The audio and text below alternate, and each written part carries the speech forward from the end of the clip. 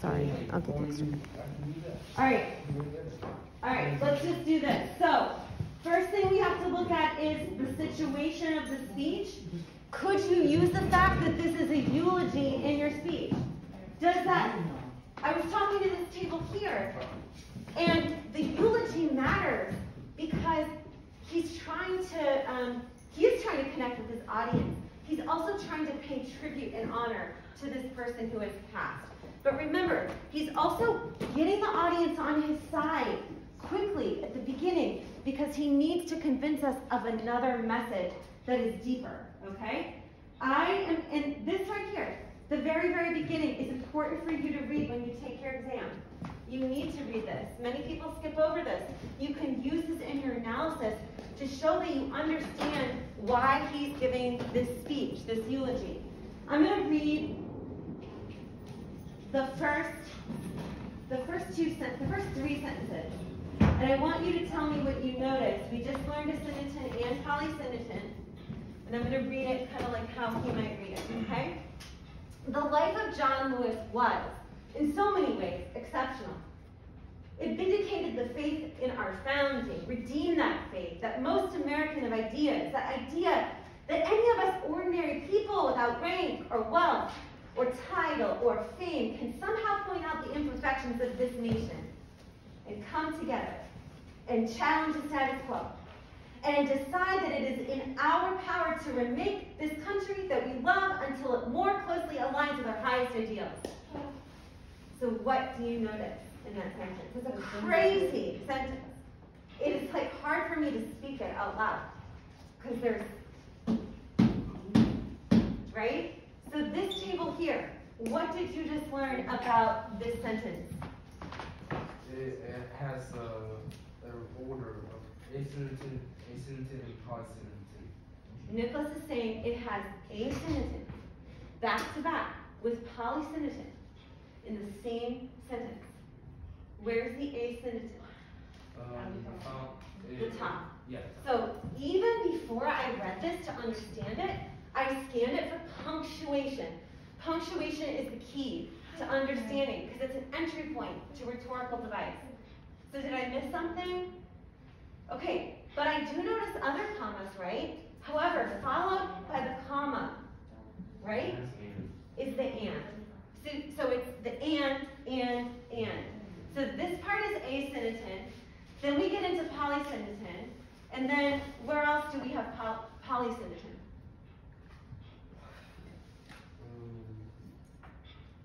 Polysyndeton. Daryl mentioned and, but, for, or, nor, yet, so are the conjunctions. Where do you see the repetition of conjunction, conjunction, conjunction, conjunction? Without rank or wealth or title. Thank you. All right. Or. Now, I like that John actually said the thing before it, okay? So, if you're analyzing the very words that come between the punctuation marks, we have something that I picked up on when I read. So I'm going to take it from here, right here. I want you to go back to your speech in the computer or on paper. And I do want you to take note of this. You should be circling your punctuation. But more importantly, what John said, you should be looking at the words that are around the punctuation. Because after all, he's not using punctuation so that we hear the punctuation, right? Or that we hear the conjunction. So, or, and, but, yet, so, right? These are just some of your conjunctions. I assume that if you're not writing this down, then it is review for you. It is review. We learned it in middle school. But our brains don't hold everything, right? Because we have so much else going on in them. So please take note of this. Going back to what John said, that idea that any of us ordinary people without, we're so ordinary. We don't have these things. Without rank, wealth, title, fame. So when I read this, what struck me was ordinary people without. And he's going to list the things we don't have.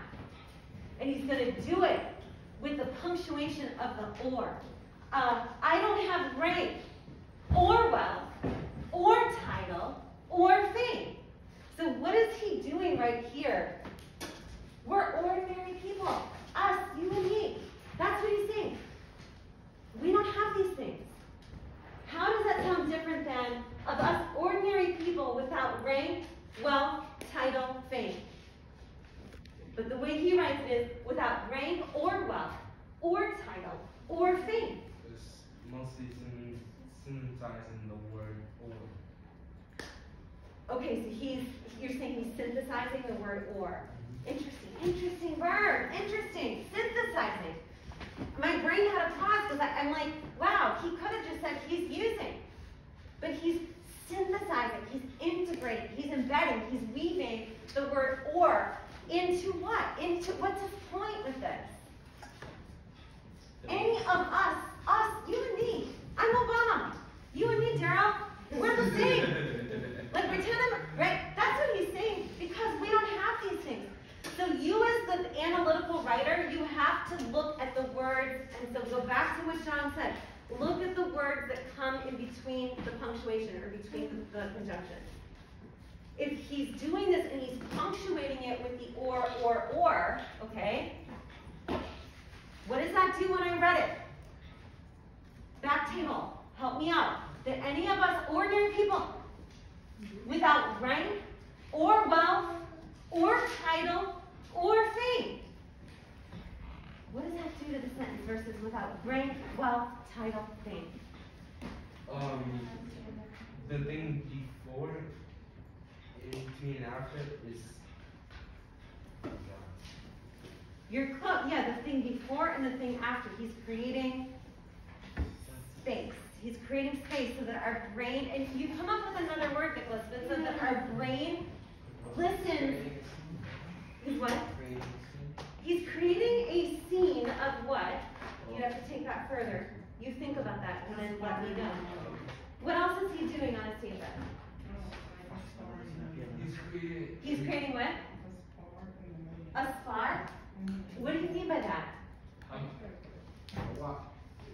said. Wait. Honestly, just thinking of a spar in the moment. No, yeah, go, yeah. I forgot. It creates an image in the audience's mind. Let's have people help. What does it put emphasis on? Money. Yeah, rank, money, wealth, right? But it's also putting emphasis on the list. By using, look, we can't hear commas. When someone speaks, we can't hear commas, we can't hear exclamation points, we can't hear periods. So it's, remember, we're hearing this, we're not reading this. So he's creating space, right? And he's making it known that these are the list of things we don't have. We don't have a lot of stuff. You and us regular people, this is the whole list of things we don't have. So as the analytical writer, you would have to say that he is punctuating, creating space, synthesizing Nicholas's word, the or, right? To make it known and to make it obvious and audible to our ear that we don't have so many things, but we have each other because we're the same, right? And so that's two sentences in your writing by looking at the or. But then what Nicholas or this table was thinking is he backs up the polysyndeton and the asyndeton, and then John, if I can recall what you said earlier, there is a pacing difference. So this is part of your analysis in your writing. What is the pacing difference between the beginning with the semicolons, the asyndeton here with the semicolons? What's the difference in pacing between that and the or, and? Fast, slow, and slow. Okay, faster pace, slower pace. Now that's an incredibly long sentence. We don't hear periods, but when I read that out loud, there were pauses, right? But there's a reason why he's going so quickly at the beginning. Yes, John?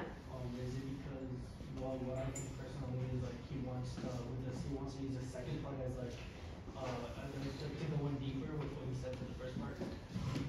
Brilliant. Beautiful. He's using the second part to go in deeper to the first part. Yes, for deeper meaning. Now, that's great. I would take note of this on paper or on the computer. You're separating out the parts. Now what John has to do is to decide what is he saying in the first part? What's the message? What does he want in the first part? What is he explaining versus the second part? And why does he want to bring, you're saying, John, what's so interesting is that he's bringing emphasis to possibly the first part, okay? That's his theory. And I love it because I didn't have that theory, and he's going to convince me that it's there. And as a writer, he doesn't have much time on the exam, but he's gonna go with it. He's just gonna go with it, right? And write from what he's thinking and make it work. Some of you may have a different idea about why he's using it. Why else would we be speaking extemporaneously? The fast pace tells us, I mean, he's in the moment when I read it. It vindicated the faith in our founding. It redeemed the faith. Redeemed that faith. So it vindicated the faith in our founding, redeemed that faith, that most American of ideas, that idea that any of us ordinary people, there it is. Right before he gets into the polysyndeton, wake up, there it is. That any of us ordinary people, he's using extemporaneous language. I just remember what Leticia said like a week ago.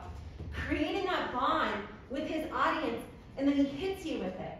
Any of us, ordinary people. That's Obama speaking. We are not like him, right? He's not ordinary. He's also not one of us. But he's helping to create the bond by using Asyndeton. That's the claim that you're making. Why? Now you have to explain it. What could you say? He's helping to create the bond with this example of Asyndeton because he is speaking. Tell me. From what? From a normal person's perspective, but go deeper into Asyndeton. He's speaking with what kind of? Generosity. Okay, generosity, right? Generosity, engaging the person. He's speaking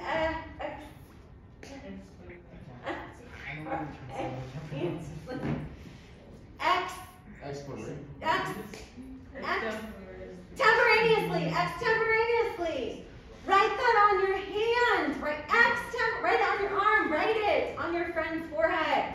Extemporaneously. He's speaking. And define what that means. What does extemporaneously mean? Daryl said generosity. Interesting, Daryl. Generosity of what?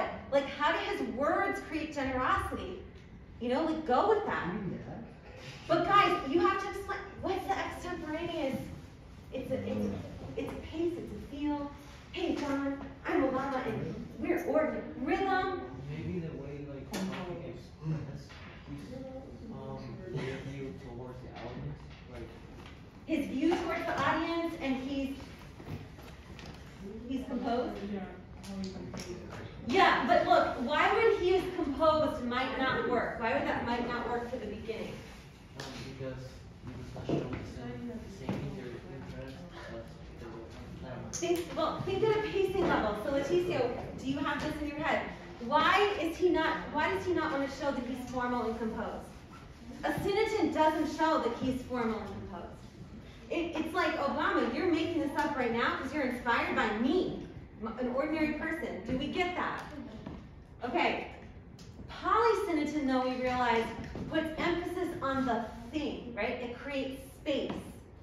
It inserts that conjunction to make us pause and say, oh my God, this is a lot of things I don't have.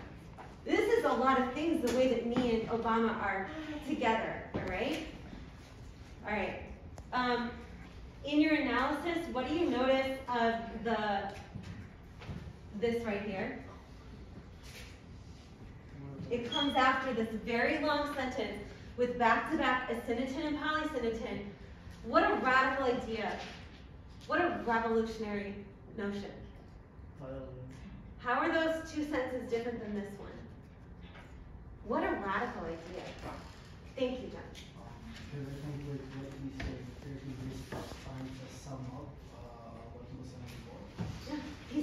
the point here. It's about like, how many letters or how many words in that sentence? 1, 2, 3, 4. 1, 2, 3, 4. This is a couple things, guys. Look at this. Someone said, how do you notice parallelism? It's through repetition. What a radical idea. What a revolutionary notion. So some of you who create lyrics in here, that is a flow based on what? The repetition of what? The repetition of what? What? Yeah, but what word is repeated? The repetition of what? What? What a? Guess what? If we have a balance of things that are repeated, and we want to look at the two things that come after, we have what? Parallelism. Why is it parallelism? Because it's going into, it's getting deeper the more of It's getting deeper. It is placing radical idea and revolutionary notion on a scale. There's two sentences, each with the same amount of words. They're real short. They're emphasizing this long piece up here. And through parallelism, he creates this ultimate emphasis on his idea. But he's placing radical idea and revolutionary notion. Could you even get further into this? Yes. Leticia noticed the alliteration. They don't have to be right next to each other. So within parallelism, within repetition, then parallelism, he has alliteration. R. Radical revolutionary. That's a great speechwriter who wrote this speech for Obama. Or Obama wrote it himself. Do you see here how it's parallelism? Placing radical idea and revolutionary notion together. Oh, where there's more parallelism. Again, yes, it's repetition, but it's also parallelism because we're noticing what came after. People like them, John Lewis. He's placing the ordinary person. Guys, listen.